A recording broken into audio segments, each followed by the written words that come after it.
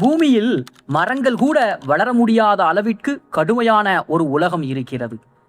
ஆண்டின் பெரும்பகுதி முழுவதும் பனியால் மூடப்பட்டிருக்கும் அந்த நிலத்தில் வெப்பநிலை -50°C கீழே குறையலாம்.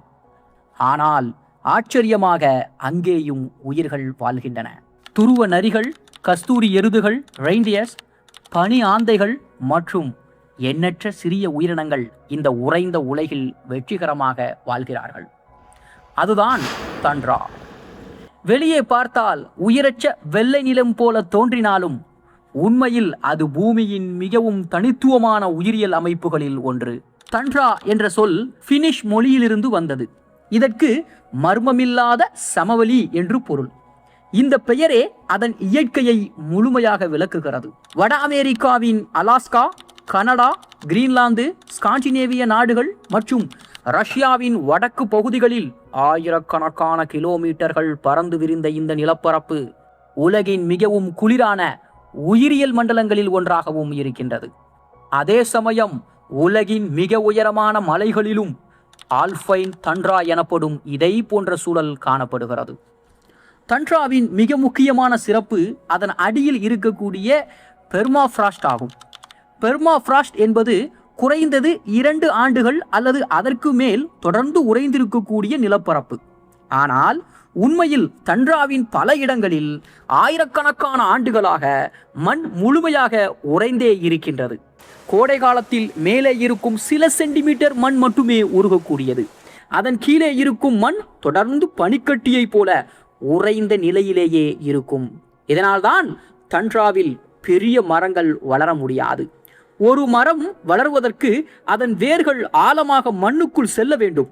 ஆனால் பெர்மாஃப்ராஸ்ட் அந்த வேர்களை தடுக்கிறது. அதை போல கோடைகாலமும் அங்கே மிக குறுகிய அளவில்தான் இருக்கும். சில வாரங்கள் அல்லது 2 மாதங்கள் மட்டுமே தாவரங்கள் வளர்வதற்கு நேரம் கிடைக்கும். அதனால் இங்கு பாசி, லைக்கன், சிறிய புதர்கள், புல்கள் மற்றும் மிக குறைந்த உயரம் இருக்கக்கூடிய தாவரங்கள் மட்டுமே வளர்கின்றன. துண்ட்ரா உலகம் ஆண்டு முழுவதும் ஒரே மாதிரியாக இருப்பதில்லை. குளிர்காலத்தில் முடிவில்லாத வெள்ளை பனிப்பரப்பாக இருக்கும். இந்த நிலம் கோடை காலத்தில் முற்றிலும் வேறு உலகமாக மாறிவிடும். பனி உருகியதும் ஆயிரக்கணக்கான சிறிய மலர்கள் பூக்கின்றன. சதுப்பு நிலங்கள் உருவாகுகின்றன. பூச்சிகள் பெருகுகிறார்கள். சில வாரங்களுக்கு துண்ட்ரா முழுவதும் உயிர்ப்போடு மாறுகிறது.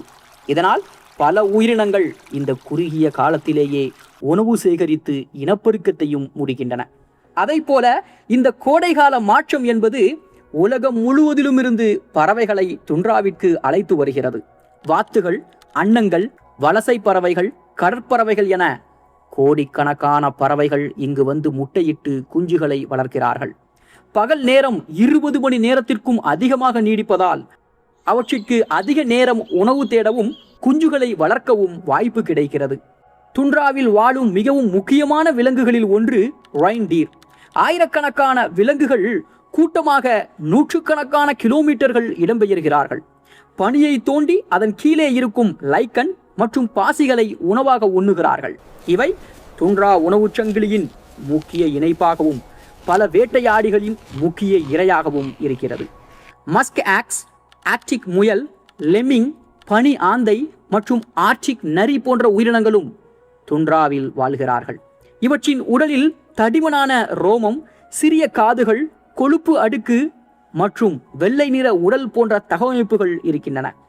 குளிர்காலத்தில் வெள்ளை நிறம் பனியில் மறைந்து எதிரிகளிடம் இருந்து தப்பிக்கவும் வேட்டையாடவும் உதவுகின்றது. ஆனால் இந்த உறைந்த உலகம் இன்று வேகமாக மாறத் துவங்கி இருக்கின்றன. வெப்பநிலை அதிகரிப்பதால் பெர்மாஃப்ராஸ்ட் மெதுவாக உருகுகிறது. இதனால் நிலத்தின் அமைப்பும் மாறுகின்றது. தாவரங்கள் மாறுகின்றன. விலங்குகளின் வாழ்க்கை முறைகள் பாதிக்கப்படுகின்றன. உலகின் காலநிலையையே பாதிக்கக்கூடிய இந்த மாற்றங்கள் துண்ட்ராவின் எதிர்காலத்தை புதிய கட்டத்திற்கு கொண்டு செல்கிறது. பெர்மாஃப்ராஸ்ட் உருகுவது துண்ட்ராவின் மிகப்பெரிய சவாலாகவும் மாறியிருக்கின்றன. ஆயிரக்கணக்கான ஆண்டுகளாக உறைந்த மண் இன்று மெதுவாக உருகத் தொடங்கி இருக்கிறது. இதனால் நிலம் தாழ்கின்றன, ஏரிகள் உருவாகுகின்றன, சாலைகள் மற்றும் கட்டிடங்கள் சேதமடைகின்றன. அதைவிட முக்கியமாக அந்த உறைந்த மண்ணில் சேமிக்கப்பட்டிருந்த மிகப்பெரிய அளவிலான கார்பன் டை ஆக்சைடு மற்றும் மீத்தேன் வளிமண்டலத்திற்குள் வெளியேற துவங்கி இருக்கிறது. இது உலக வெப்பமயமாதலை மேலும் வேகப்படுத்தும் அபாயத்தையும் ஏற்படுத்துகிறது. அதை போல துண்ட்ராவின் மிகவும் புத்திசாலித்தனமான வேட்டையாடிகளில் ஒன்று ஆர்க்டிக் நரி. குளிர்காலத்திலே அதன் ரோமம் முழுவதும் வெள்ளை நிறமாக மாறி பனியுடன் கலந்து விடுகிறது. கோடை காலத்தில் அதே ரோமம் பழுப்பு அல்லது சாம்பல் நிறமாக மாறி பாறைகள் மற்றும் தாவரங்களுக்கு இடையில் மறைவதற்கு உதவுகிறது.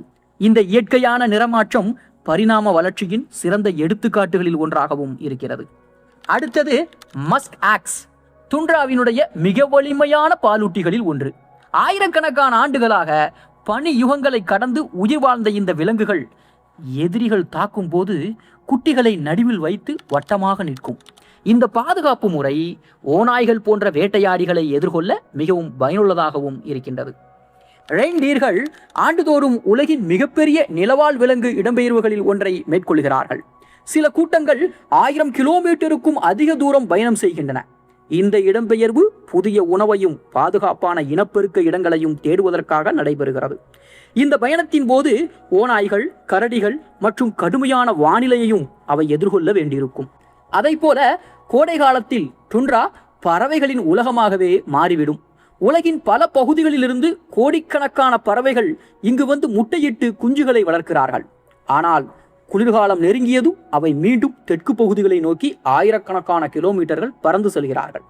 இந்த வருடாந்திர இடம்பெயர்வு பூமியின் மிகப்பெரிய இயற்கை நிகழ்வுகளில் ஒன்றாகவும் இருக்கின்றது. துண்ட்ரா மனிதர்களுக்கு புதியதல்ல. இனுயிட், சாமி மற்றும் வடதுருவ பகுதிகளில் வாழும் பல பழங்குடி மக்கள் ஆயிரக்கணக்கான ஆண்டுகளாக இந்த சூழலோடு இணைந்து வாழ்ந்து வருகிறார்கள். ரெயின்டீர் வளர்ப்பு, மீன்பிடித்தல் மற்றும் பாரம்பரிய வேட்டையாடுதல் ஆகியவற்றின் மூலமாக இயற்கையின் சமநிலையை பாதுகாத்து வாழ்க்கையை அமைத்திருக்கிறார்கள். இன்று துண்ட்ரா உலக விஞ்ஞானிகளுக்கு ஒரு சிறந்த ஆய்வகமாகவும் இருக்கிறது. உறைந்த மண்ணில் பாதுகாக்கப்பட்ட தாவரங்கள், விலங்குகளின் எச்சங்கள் மற்றும் பண்டைய நுண்ணுயிர்கள் ஆயிரக்கணக்கான ஆண்டுகளுக்கு முன்பு பூமியின் காலநிலை எப்படி இருந்தது என்பதை புரிந்து கொள்வதற்கும் உதவுகின்றன. எதிர்கால காலநிலை மாற்றத்தை கணிக்கவும் இந்த ஆய்வுகள் முக்கிய பங்கு வகிக்கின்றன. துண்ட்ரா சிறிய உயிரியல் மண்டலமாக தோன்றினாலும் கூட அதன் தாக்கம் உலகம் முழுவதும் உணரப்படுகிறது. அது சேமித்து வைத்திருக்கும் கார்பன் உலகின் காலநிலை சமநிலைக்கு மிகவும் முக்கியமானது. எனவே துண்ட்ராவில் ஏற்படும் மாற்றம் வடதுருவ பகுதிகளை மட்டுமல்ல, உலகம் முழுவதையும் பாதிக்கக்கூடியது என்று விஞ்ஞானிகள் தொடர்ந்து எச்சரித்து வருகிறார்கள். ஆக துண்ட்ரா என்பது வெறும் பனிமூடிய வெறுமையான நிலம் அல்ல. அது பூமியின் மிகவும் கடினமான சூழலிலும் உயிர் எவ்வாறு தகவமைத்துக் கொண்டு வாழ முடியும் என்பதை நிரூபிக்கக்கூடிய ஒரு உயிருள்ள ஆய்வகமாகும். பெர்மாஃப்ராஸ்ட், குறுகிய கோடைகாலம், முடிவில்லாத குளிர்காலம், அற்புதமான விலங்குகள் மற்றும் உலகின் காலநிலையை அமைதியாக பாதுகாக்கும் மறைந்த சக்தி ஆகிய அனைத்தையும் தன்னில் கொண்டிருக்கக்கூடிய துண்ட்ரா பூமியின் எதிர்காலத்தை புரிந்து கொள்ள நாம் பாதுகாக்க வேண்டிய மிக முக்கியமான இயற்கை உலகங்களில் ஒன்று.